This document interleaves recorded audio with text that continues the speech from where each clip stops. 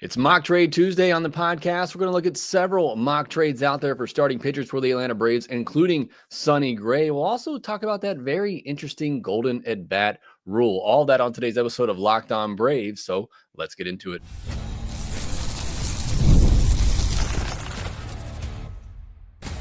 You are Locked On Braves, your daily Atlanta Braves podcast, part of the Locked On Podcast Network, your team every day.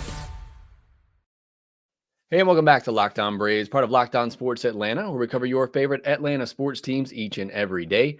I'm your host, Jake Mastriani. You can follow me on social media at Shortstop Ball. Check out the podcast there at LockedOn_Braves. Subscribe to us on YouTube if you're new. Hit that thumbs up button and leave me a comment down below. I do appreciate all the support that you give me here at Locked On Braves. You're listening on the audio version. You can help out by leaving me a 5-star review on Apple, Spotify, or wherever you get your podcast. You can leave a 4-star review if you want to as well. I won't be mad at you, but 5 stars are certainly appreciated. And I do appreciate, again, all the support that you give me here at Locked On Braves. Today's episode, we're going to look at some mock trades, several that you submitted.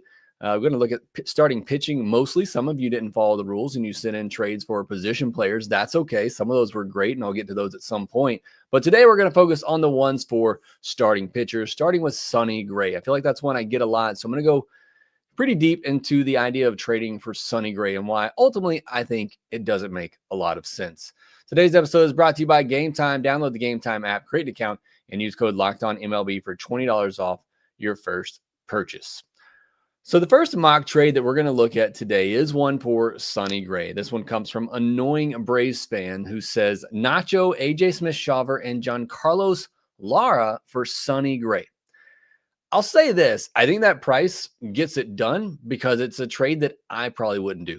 And if you listen to any of my other mock trades, you know I'm generally willing to give up a lot to get something that I really want. But you're talking about giving up your best hitting prospect, your best pitching prospect, along with a very young arm that has a lot of upside and Lara. That's a huge price for me, for Sonny Gray. So that right there off the bat, and again, I'm not taking shots at Annoying Braves fan here. As I said, when we do these mock trades, you never know what a team values that you have. You never know what they want. And that's why these mock trades are just fun. And we're not going to overly criticize any of these. I appreciate you sending these in. But for me, that's too high of a price for Sonny Gray. But let's talk about Sonny Gray. It feels like we've been mentioning Sonny Gray as a trade candidate for the Braves for years. And maybe that's why he's now 35 years old, because he has been around for a long time. He's right-handed pitcher, again, just turned 35 years old. The numbers for Sonny Gray over 12 years in the big leagues, a 3.51 ERA, a 1.19 whip, and an 8.9 K per nine. So obviously very good numbers.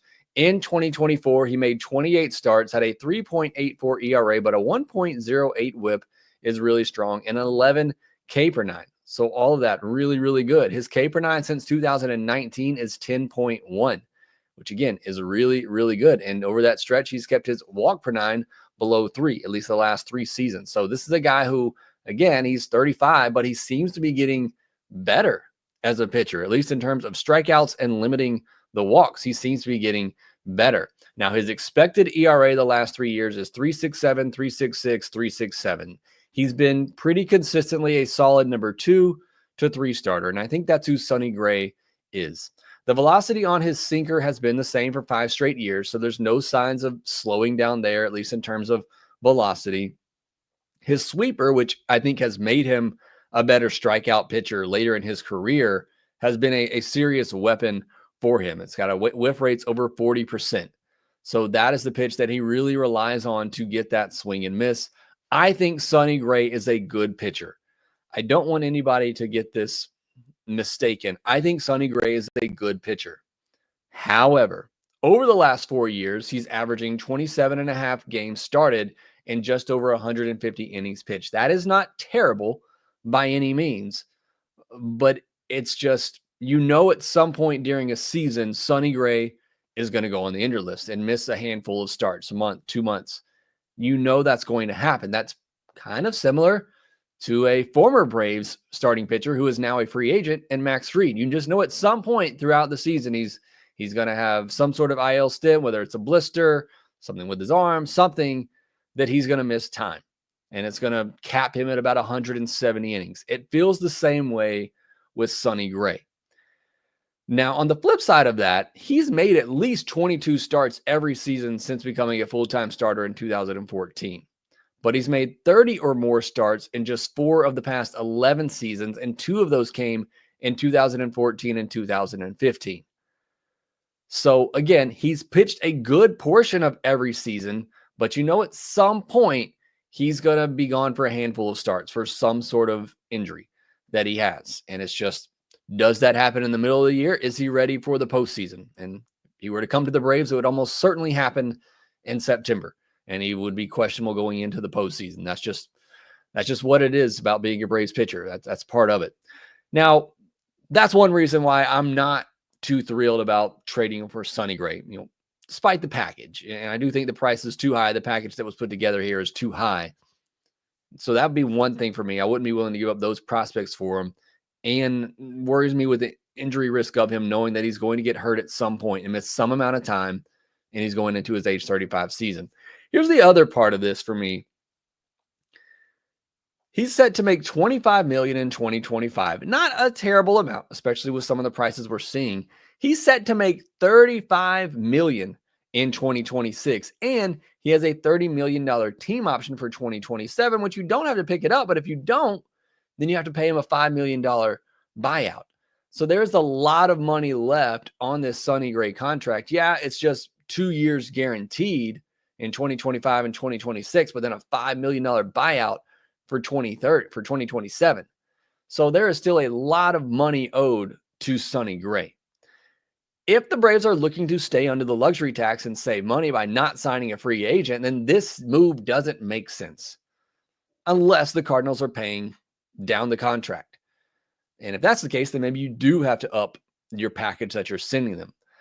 But in this deal, and again, I know we're just looking at this scenario as it was presented, but not only are you giving up your best prospects, you're still paying top dollar for a guy who's going into his age 35 season and has shown or has not shown the ability to pitch over a full season, to stay healthy over a full season.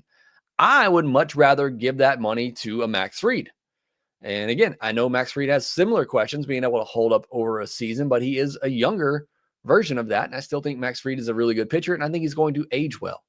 So again, if you're trying to stay under the luxury tax, this deal doesn't make sense because you're still having to pay Sonny Gray a lot of money, and you're giving up a lot of prospects for a guy who hasn't been able to stay healthy over a full season and is going into his age 35 season. I would rather pay less money in years, or I guess it could be similar years, for a Nathan Eovaldi. And I'm not even that high on a Nathan Eovaldi as others are, but I would rather give Nathan Eovaldi 2 years, $44 million than go out and give up the prospects you would need to give to get Sonny Gray and pay that money.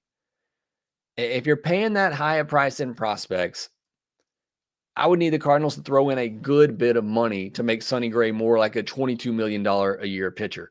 Bring down the price, maybe not even bring down the price for 2025, but certainly you're paying down some of that money for 2026 and you're making them pay that buyout.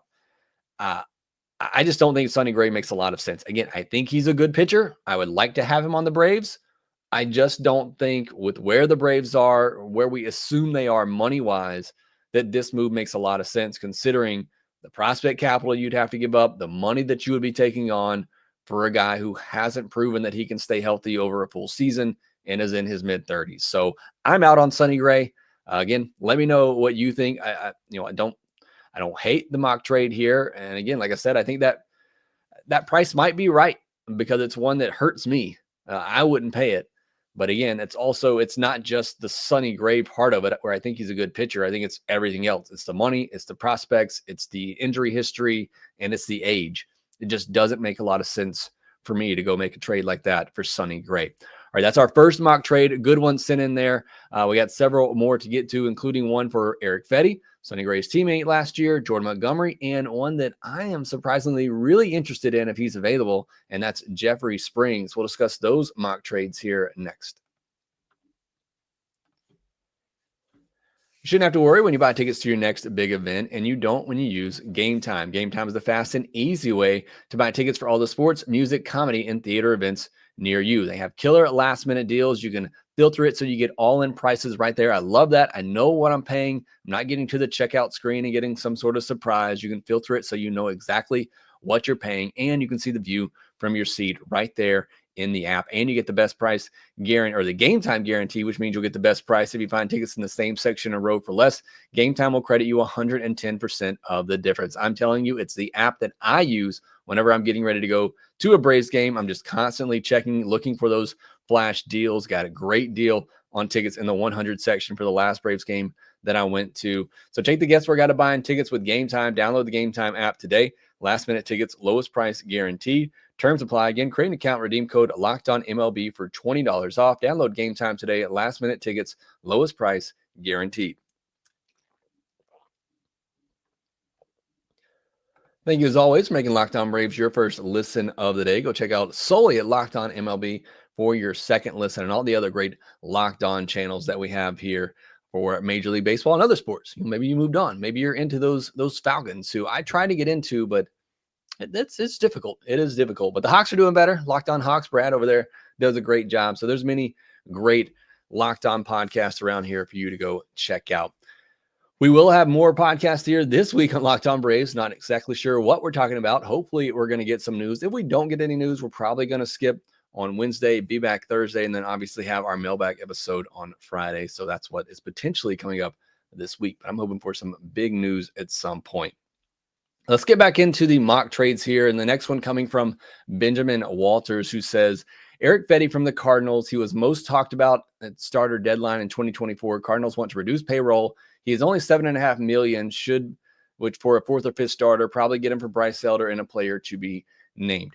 So I do like Erick Fedde. I've mentioned him a couple of times as a target, considering he could come cheap, both in money and in prospects. I don't know that this helps the Braves a lot in terms of, or helps the Cardinals a lot in terms of saving money, because this is a solid pitcher that's cheap. The same reason why I want the Braves to go get him.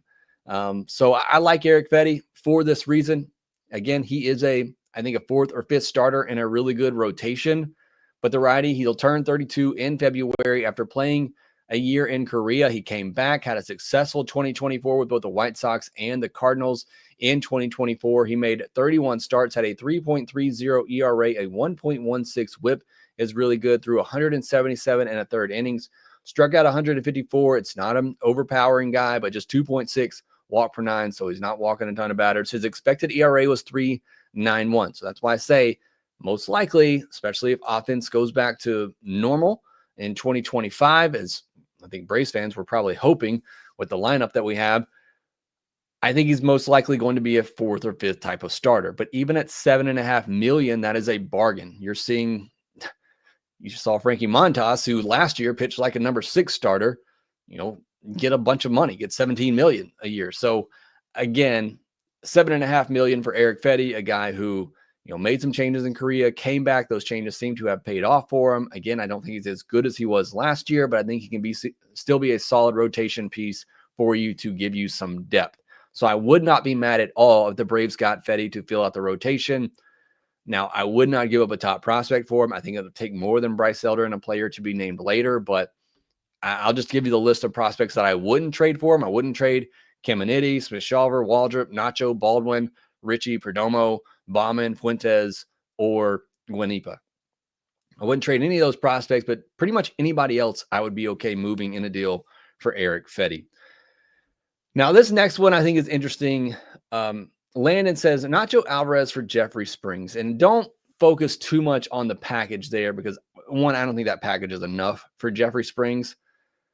But I more so want to focus on Jeffrey Springs because I think he can be really, really good. And I think this could be potentially a buy low candidate.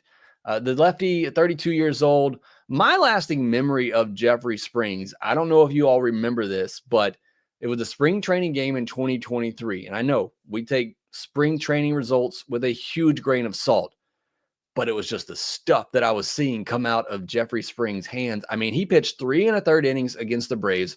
No hits, no walks, no earned, 6 strikeouts. It was one of the most dominating performances I have seen. And I get it. I know it was spring training, but it was amazing. And he carried that through the rest of that spring. He allowed just 5 hits and 2 walks over 14 innings with 24 strikeouts. And then he made 3 regular season starts that year and went in 16 innings, only allowed 4 hits, 4 walks, 1 earned run with 24 strikeouts. So he was on to something going into that 2023 season. And again, early season results, small sample size, but it looked like Jeffrey Springs was in for a breakout season at age 30.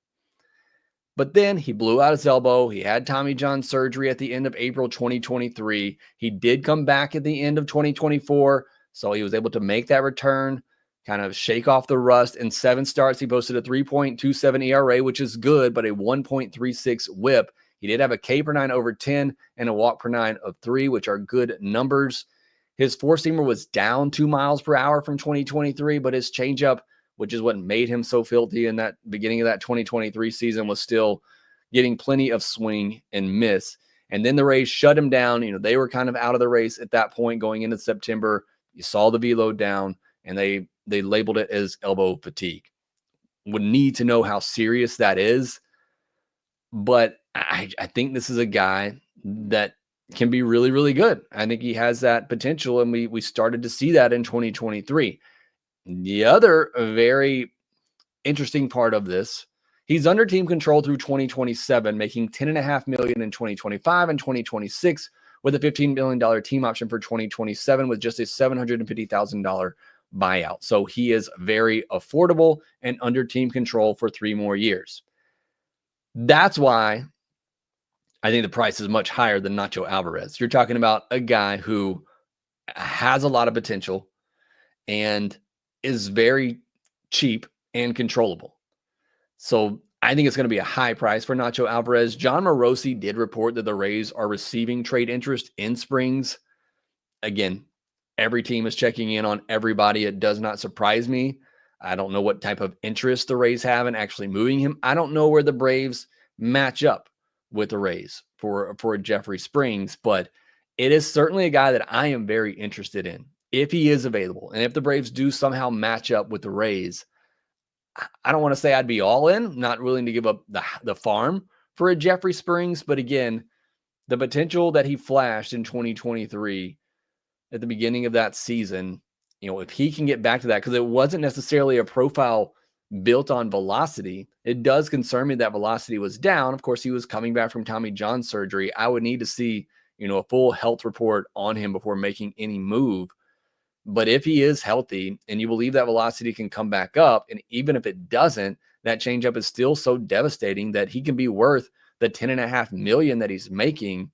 I just think it's a guy that makes a lot of sense. But again, because of what I think he can be and what teams still believe he can be, and the Rays probably believe he can be, because he's only making $10.5 million the next 2 years with a $15 million team option for 2027. I mean, that's nothing with these free agent prices that we've seen.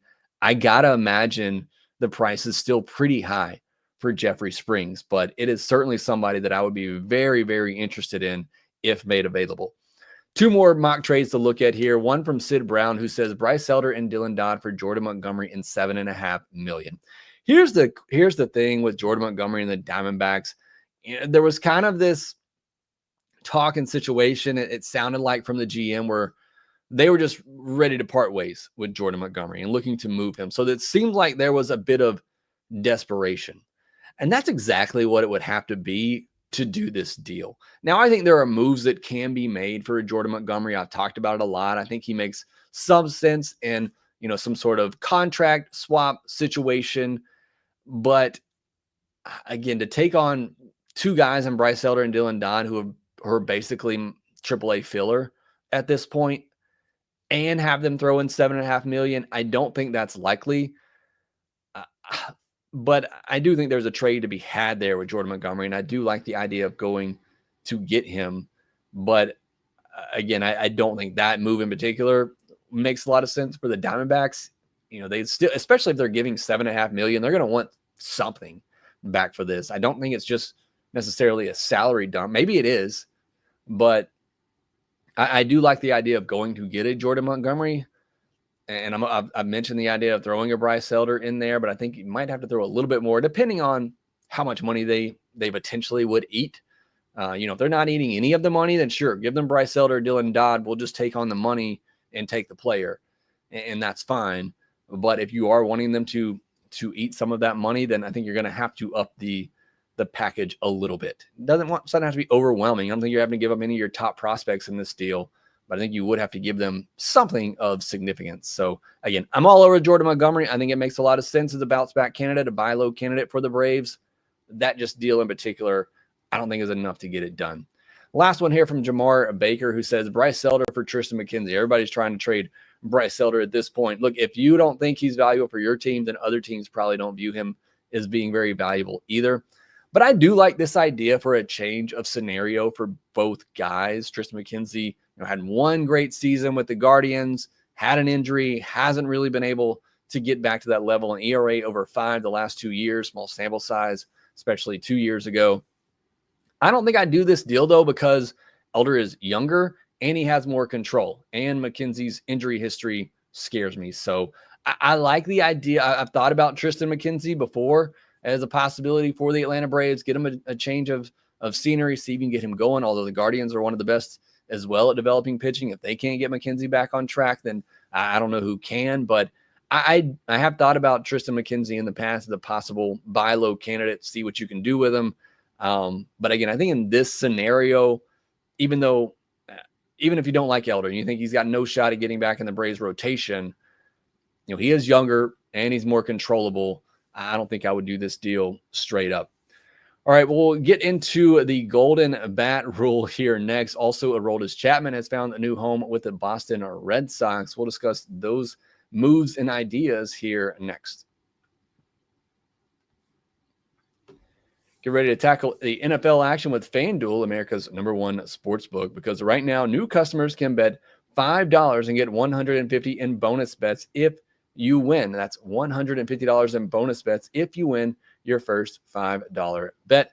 The FanDuel Sportsbook app gives you everything you need to place live bets on the NFL all in one place. So when you get a hunch in the middle of the game, you can check out the latest stats, view live play-by-play, and so much more on the same page where you place your bets. Just visit FanDuel.com to join today. Right now, you look out there for Major League Baseball. They only have World Series and league winner odds out there. The Braves have the second best odds to win the National League behind the Dodgers at plus 430. Again, you can check out all that out at FanDuel.com and get started with $150 in bonus bets if you win your first $5 bet. Also, make sure you visit FanDuel.com/playsafe for tools and resources to help you stay in control of the way that you play. Never waste a hunch and make every moment more with FanDuel, an official sportsbook partner of the NFL.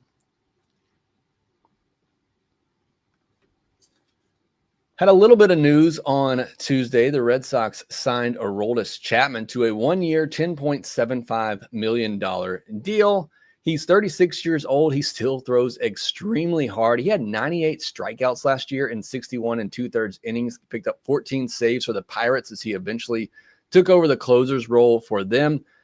Walks a lot of people, and when he does allow contact, it's generally pretty hard, but he's good. I don't know that anybody's really denying that. It's just, I think some teams shy away from him because of the off-the-field stuff that he's had in the past. So, again, you get Aroldis Chapman, who still throws really hard, still strikes out a lot of batters, 1 year, $10.75 million. You take everything else out of the equation, it's a pretty solid deal for a guy who still has the ability to close, but either way is a really solid strikeout specialist from the left-hand side. Now let's talk a little bit about this golden at-bat rule, where essentially you get 1 point during a game, one situation during a game where you can call upon your best hitter or whatever hitter you want for that situation. It might not be your best hitter. It might be a guy that can come in and lay a bunt down. It might be a guy that can come in and just make contact. Maybe you need somebody with some speed, whatever the case may be. This is a rule that Rob Manfred brought up that is getting some buzz, is the word he used in the quote. Why this shouldn't be implemented, it takes away from the fabric and integrity of the game. And we can just start and end this discussion with that. It's just, it takes away from the game of baseball. That's not how the game's been played, and it feels radical. It feels strange. However, I will throw out a counter argument to this, play devil's advocate for a minute. How many people said that when the DH was first introduced? I wasn't there when it was first introduced and brought to the American League, but I was there when it was brought to the National League. And I'll tell you, I was one of those people that said, this is radical. I don't want it in the National League. Don't bring it in. Don't change my style of baseball. I was one of those people. And I have to imagine that there was some of the same rhetoric from fans back then when they introduced the idea of the DH, that it's going to ruin the game. It's going to change the fabric of the game. There have been rule changes in baseball for a long time. We've seen some pretty major rule changes over the last 5 to 10 years. I'm not saying I'm in favor of this because, like I said, I was against the DH rule because I thought it took away from the integrity of the game, where you play in the field, you play at the plate. That's how I grew up with it. That's how I played the game. But there's so many people out here just wanting to say this is the worst rule ever, and perhaps it is. I'm not saying it's not, and how bad it is for the game. But just think about, and BC talks about this is different because the DH already existed. I'm talking about when the DH was first introduced. And look, I wasn't there, so I can't say this for a fact, but I'm talking about when the DH rule was first introduced, or some of these other rules that people said are going to change the fabric of the game. It's going to ruin the game of baseball. And yet here we are. I still love this game. It's still my favorite game. Again, I am not advocating for this rule because I am one of those people that think it takes away from the integrity of the game and it changes it from what it really is. But if I look at it as a fantasy scenario, like I'm playing a video game, how cool is this that, I got a big situation in the third inning. I need a hit here. I can call Chipper Jones off the bench. Switch hitter for both sides, Hall of Famer. I can call him up off the bench to hit for me. That's really, really cool idea, but it's not baseball and it can't happen. So while I think it's a cool idea in a fantasy scenario, it just can't happen in Major League Baseball. But I also want some people to take a step back who have just completely demolished the idea of this rule and think, how many rule changes have we've seen over the years where you have probably said the same thing. I have said the same thing, that no, this rule can't happen. It changes the game. It's not baseball. And yet these rules get made and we still love this game and we still watch it. Again, I think this is different. I think this rule change is radically different than some of the other rule changes that we've seen. But I think some people are maybe being a little bit hypocritical in their responses to this and saying that it can't happen, when I'm sure they've said that about other rules that did happen and you still love this game and you're still watching. Braves Thrill says it would ruin baseball. Maybe. Again, I'm not saying that I want this. I'm not for this. I just think it's a little bit hypocritical of some people out there to just completely demolish the idea of it when you've fallen in love with the DH rule. Like Braves Thrill says, DH was a good change. You may have thought that. I didn't. I didn't want it in the game because I thought it changed the integrity of the game and how I loved the game and how I viewed it. So again, what you thought was a good thing, I didn't. And again, I don't think this is a good thing, and I don't think it should be in baseball. I'm just playing a little bit devil's advocate because I've seen so many people, jump all over it. Either way, it's a rule that doesn't need to happen unless you're making it in a video game. And then I think it's pretty cool to be able to just call on whoever I want in a biggest situation of the game. I do think that it's a pretty cool idea. Braves Thrills also asked, Jake, do you think the Braves make a move by winter meetings? I don't know. I mean, obviously you're asking my opinion if I think it's going to happen. The way that AA normally operates is he goes very aggressive early. He knows the moves that he wants to make. And generally it is on, free agent signings. He goes into the offseason. He knows what free agents he wants to target. He knows what he's willing to pay. He goes out, he gets those deals done. And then he's pretty quiet unless some sort of trade opens up. Somebody becomes available that he didn't think was going to be available, and he makes a move, like was the case for Sean Murphy. But we haven't seen those free agent signings. So I don't know that we're going to see a move, because if we are, it feels like it's going to be a trade, and those things generally take time. And I guess it obviously depends on the significance of the move. I will say, I'll predict, I don't think the Braves make a significant move before the winter meetings. I hope that's not the case because, again, we need some more things to talk about here. But the winter meetings are also starting up this weekend.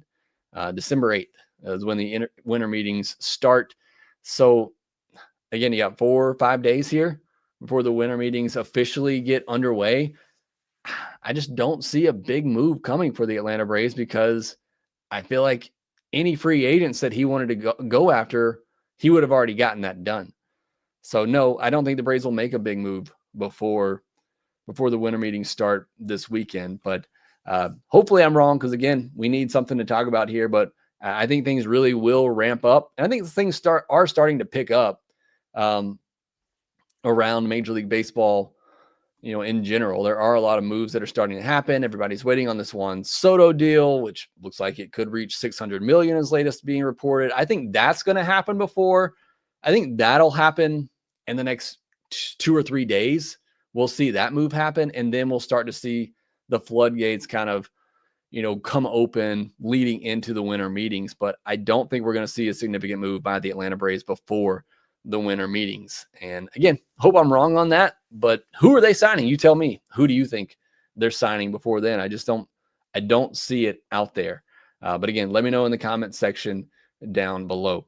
All right, that will do it with this episode of Locked On Braves. Thanks so much for joining me. Mass Boost, BC, 4-Putt, Live S, Braves Thrills, Jay Heidecker, 62, Doug Counts. Thank you all for being here live with me. Hamilton as well. I appreciate all the great comments that you have put in here. And thank you as always for making Locked On Braves your first listen of the day. Go check out Locked On MLB for your second listen of the day. Follow us on social media at shortstopball, at LockedOn_Braves. Subscribe to us on YouTube if you're new. Hit that thumbs up button. Leave me a comment down below. Make sure that you rate, review, and subscribe to the Locked On Braves podcast wherever you get your podcast. And we will talk to you next time.